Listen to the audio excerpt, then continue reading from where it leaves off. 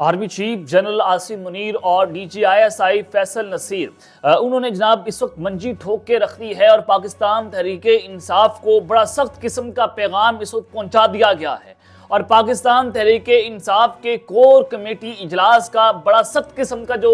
रद्द अमल सामने आया है उसने भी तबले जंग बजा के रख दिया है। उस हवाले से मुकम्मल डिटेल्स जो है वो मैंने आपके सामने रखनी है कि बंद कमरे में गुत्थम गुत्था कौन हुआ है और कौन किसके जो है वो दस्तों गिरबां हो गया। उस हवाले से बड़ी अहम तरीन तफसीलात हैं आपके साथ शेयर करना बड़ा ज़रूरी बन चुका है। और इमरान खान साहब जो हैं उनकी रिहाई के हवाले से भी एक खबर इस वक्त सर्कुलेट कर रही है, उसमें कितनी हकीकत है। ना सिर्फ वो खबर सर्कुलेट कर रही है बल्कि पाकिस्तान तहरीके इंसाफ जो है उन्होंने भी इस खबर की तस्दीक कर दी है। ये तमाम तर डिटेल्स मैंने आपके सामने रखनी है, लेकिन अगर आपने चैनल को सब्सक्राइब नहीं किया चैनल को सब्सक्राइब कर लें, बेल आइकन को दबा दें। आने वाली तमाम तर अपडेट्स आपकी खिदमत में बर वक्त पेश होती रहें। बिस्मिल्लाहिर्रहमानिर्रहीम। अस्सलाम वालेकुम नाज़रीन, आप यूट्यूब और फेसबुक चैनल देख रहे हैं, मैं राना उज़ैर हूं। नाज़रीन, सबसे पहले ताज़ा तरीन अपडेट्स मैं आपके सामने रख देता हूं कि IMF का जायजा मिशन पाकिस्तान पहुंच चुका है और IMF पाकिस्तान को एक आखिरी किस्त जो है उसको रिलीज करेगा। पाकिस्तान को IMF जो है वो कुछ पैसे देगा उधार पर। तो IMF ने पाकिस्तान के सामने उसके जो है वो अब मुतालबात कुछ सामने रख दिए हैं और कारखाने जो है उनको रियायती नर्ख पर गैस की फराहमी बंद करने और टैक्स चोरी रोकने के लिए इकदाम की हिदायत कर दी है और रियल स्टेट सेक्टर को दस्तावेजात बनाकर टैक्स सिस्टम में लाने का भी मुतालबा कर दिया है। तो इस हवाले से पाकिस्तान और IMF के दरमियान कलील मुद्दती कर्ज प्रोग्राम के जायजा मुज़ाकरात का पहला दौर मुकम्मल हो चुका है और उस दौर के अंदर IMF ने ये मुज़ाकरात जो हुए हैं उसमें ये मुतालबात रख दिए हैं और जो रियल स्टेट डेवलपर्स हैं उनके लिए ये कुछ अच्छी खबर इस वक्त सामने नहीं आ रही। और दराए वज़ारत ख़ज़ाना का ये कहना है कि मुज़ाकरात के दौरान IMF वफ़द ने फर्टिलाइजर प्लांट्स को सस्ती गैस की फराहमी पर तशवीश का इजहार किया है और फर्टिलाइजर प्लांट्स को सस्ती गैस की फराहमी को जल्द खत्म करने का मुतालबा किया। और इसी के अलावा IMF ने रियल स्टेट सेक्टर, मैन्युफैक्चर शोबे और रिटेल्स पर मजीद टैक्स लगाने और रियल स्टेट सेक्टर को दस्तावेजी बनाकर टैक्स सिस्टम में लाने का जनाब इस वक्त मुतालबा कर दिया है। तो ये जनाब सूरत हाल आपके सामने है कि पाकिस्तान में अब जो महंगाई की नई लहर आने वाली है, टैक्सेस बढ़ेंगे, गाड़ियां महंगी हो चुकी हैं, महंगाई तकरीबन 25 से 30% बढ़ जाएगी और जो रियल स्टेट सेक्टर है उस पर एक बहुत बड़ा बोझ डलने वाला है। और ये टैक्सेस के ऊपर टैक्सेस पाकिस्तान की आवाम पर लगाने का एक प्लान बनाया गया है। और फिर जनाब दूसरी जानिब सेनेट के इंतखाबात हुए हैं। यूसुफ रज़ा गिलानी साहब जो है इस्लामाबाद की नशिस्त पर जो सेनेटर मुंतखब हो चुके हैं। यूसुफ रज़ा गिलानी साहब जो हैं वो वहाँ से सेनेटर मुंतखब हो गए हैं। तकरीबन इनको 204 वोट जो हैं वो आज हासिल हुए और इनके मुकाबले में पाकिस्तान तहरीक इंसाफ की हिमायत याफ्ता सुन्नी इत्तेहाद कौंसिल के उम्मीदवार चौधरी इलियास मेहरबान था उनके मुकाबले में थे और उनको तकरीबन जो है इसमें तकरीबन 7-8 वोट जो है वो कास्ट हो सके हैं और वो यूं अपनी नशिस्त जो हैं वो जनाब हार गए हैं। और मैंने आपको एक जो है वो खबर दी थी कि चीफ इलेक्शन कमिश्नर जो हैं वो मजीद 20 सीटें पाकिस्तान तहरीक इंसाफ की खाने के प्रोग्राम में आ चुके हैं, उस पर झरलू फेरा जाएगा। और उमर अयूब साहब ने फ्लोर ऑफ द हाउस पर खड़े होकर तकरीबन 2 दिन पहले ये बात की थी कि फिर उसमें चीफ इलेक्शन कमिश्नर साहब को ये रिवॉर्ड दिया जाएगा कि उनको कनाडा में पाकिस्तान का सफीर तैनात कर दिया जाए। अब आपको खबर ये देना चाहता हूं कि NA 181 गुजरांवाला का हल्का है, वहां पर काउंटिंग हुई है और वोटों की दोबारा गिनती में नून लीग के जो उम्मीदवार हैं वो कामयाब करार हो चुके हैं। यानी कि यहां से एक जो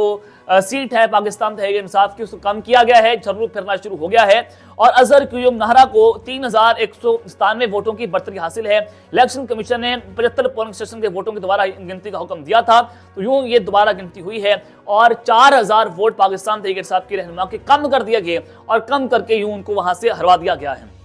अब आप जहां पर एक और आपको खबर देना चाहता हूं कि चीफ इलेक्शन कमिश्नर जो हैं वो जनाब रूस के दौरे पर रवाना हो गए। अब ये रूस के दौरे पर क्यों रवाना हुए हैं, वो जनाब चीफ इलेक्शन कमिश्नर SEO की दावत पर सिकंदर सुल्तान राजा साहब वहां पर गए हैं, जहां वो रूस के सदारती इलेक्शन के मुबस्सिर होंगे और चीफ इलेक्शन कमिश्नर रूस में एक हफ्ता क़याम करेंगे। छुट्टियों से वापस आने के बाद चीफ इलेक्शन कमिश्नर अपनी इंतजामी जिम्मेदारियां जो हैं वो वापस संभाल लेंगे। ये जनाब आपको मैं खबर दे रहा हूँ। और फिर दूसरी जानिब इमरान खान साहब जो हैं उनको ऊपर पाबंदी आयद कर दी गई थी कि वो किसी से कोई मुलाकात नहीं कर सकते और ये पंजाब के होम डिपार्टमेंट ने पूरी साजिश के तहत عمران خان صاحب جو ہیں ان کو قید تنہائی میں رکھنے کا ایک پلان تیار کیا تھا، اور پھر یہ معاملہ اسلام آباد ہائی کورٹ میں جاتا ہے۔ پاکستان تحریک انصاف کے رہنما شیر افضل مروت صاحب جو ہیں ان کو عمران خان صاحب سے اب ملاقات کرنے کی اجازت مل چکی ہے۔ جسٹس ارباب محمد طاہر نے اسلام آباد ہائی کورٹ میں عمران خان صاحب کے جیل میں ملاقاتوں پر 12 مارچ کے پابندی کے آرڈر کے خلاف شیر افضل مروت کی درخواست پر سماعت کی، اور پھر وہاں پر جو سپرنٹینڈنٹ ڈیالہ جیل اسد بڑائی صاحب ہیں وہ بھی پیش ہوئے، اور یہاں پر یہ بات بڑی واضح ہو چکی ہے کہ ایک میکینزم تیار کیا جائے گا اور 6 وکلاء عمران خان صاحب سے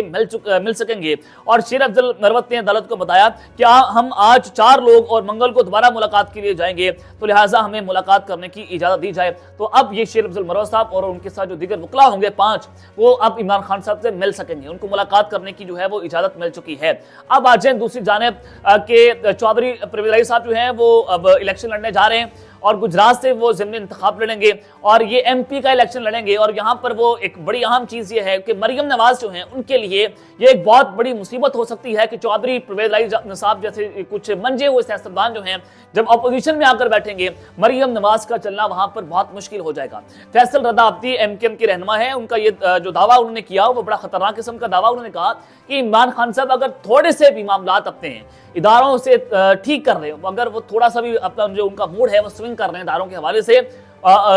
اس کے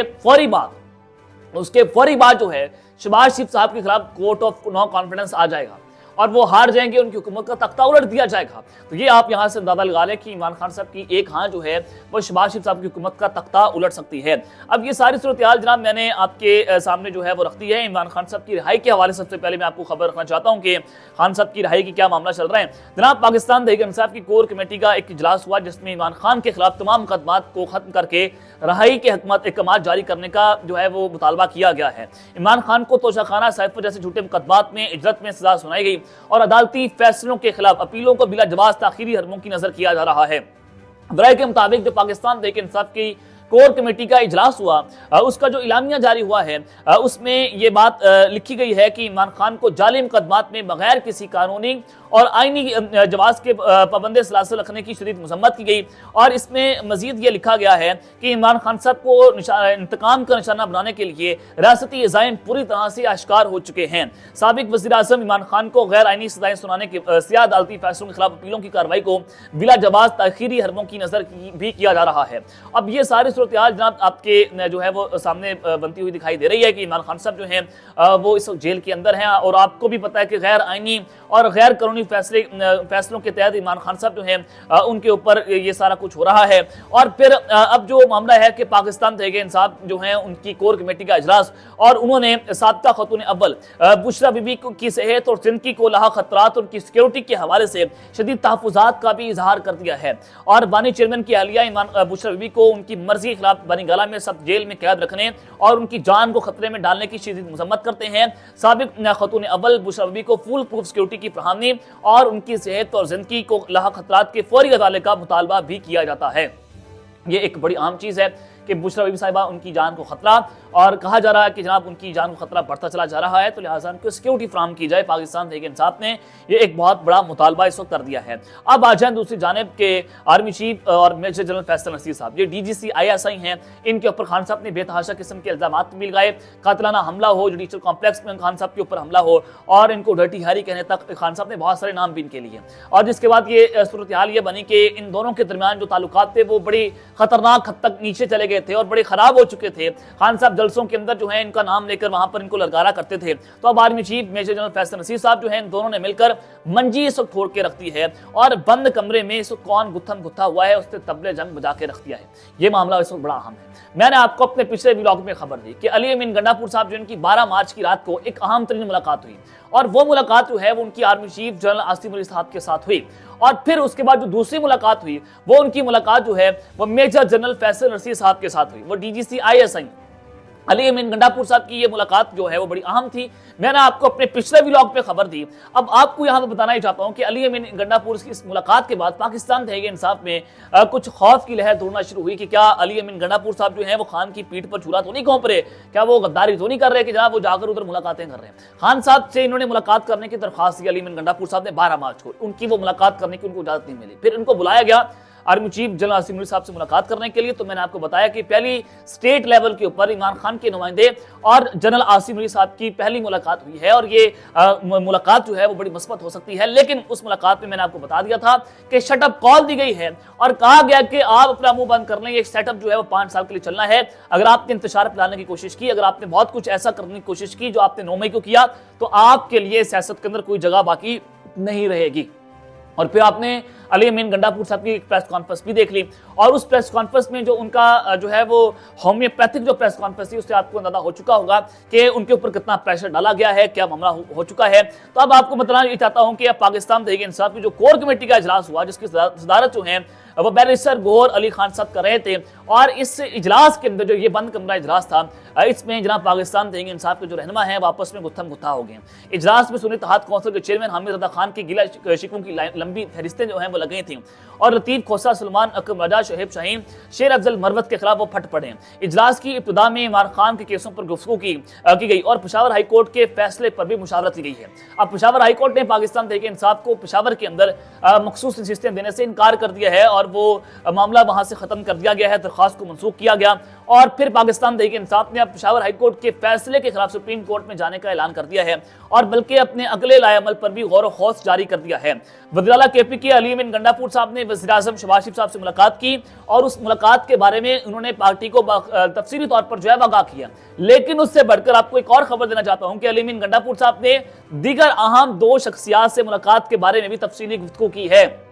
अब वो 2 अहम शख्सियात मैंने आपको बता दी हैं कि वो कौन सी 2 अहम शख्सियात हैं, और पाकिस्तान तहरीक इंसाफ के कोर कमेटी लामिया में ये बात जो दर्ज हुई है, इससे आपको अंदाजा होता है कि जो हमारी पिछली खबर थी वो दुरुस्त साबित हुई है और ये मुलाकात जो है वो इस्लामाबाद की राहदारियों में और रावलपिंडी के अंदर जो गूंज रही थी उस खबर की तस्दीक हो चुकी है। इजलास में सेनेट इंतखाबात में हिस्सा लेने के लिए नामों पर गौर जारी है और कई कोर कमेटी अरकान जो हैं वो इजलास अधूरा छोड़कर चले गए। तो आपके सामने सूरत हाल है कि पाकिस्तान तहरीक इंसाफ जो है वो इस वक्त इख्तलाफात का शिकार है, लड़ाइयां बढ़ती चली जा रही हैं, इक़्तिदार की जंग भी पाकिस्तान तहरीक इंसाफ के अंदर चल रही है क्योंकि इमरान खान साहब खुद जेल के अंदर है और पार्टी को वकला ने हाईजैक कर लिया है। और फिर दूसरी जानिब जो इस्टेब्लिशमेंट है उन्होंने भी अली अमीन गंडापुर साहब को बड़ा वाज़ेह किस्म का पैगाम पहुंचा दिया है जो मैंने आपके सामने रख दिया है। तो ये लड़ाई अब अपने हतमी मराहिल में नहीं बल्कि ये लड़ाई मज़ीद लंबी चलने वाली है। अब तक के लेते हैं, अपना ख्याल रखिएगा और इस जंग अपना ख्याल रखना। के बाद पाकिस्तान जिंदाबाद।